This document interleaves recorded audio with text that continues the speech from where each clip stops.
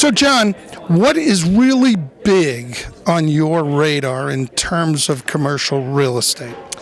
Well, I think the biggest thing is that the market feels significantly back in almost every sector, but it's back, but it's different. In some ways it's the same. Like the capital markets game is still very, very strong, and you're seeing the same kind of numbers.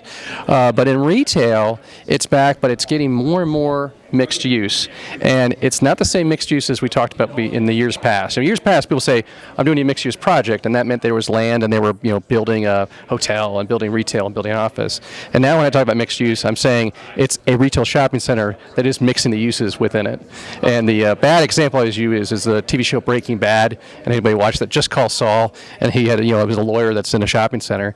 And although that's kind of the sleazy sort of silly thing, there's some truth in that, in the sense of that there's not going to be enough retail to fill all the vacancy in all the centers, and there are some office tenants, historically office tenants, that are doing a better job being in retail.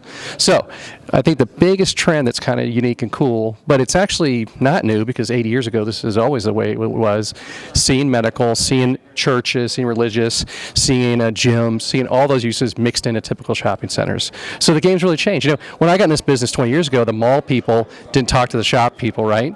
And then of course you never talked about office and inside of retail, and now it's really flattened out. But prior to the highway expansion and GI Bill and kind of stuff, everything was mixed up.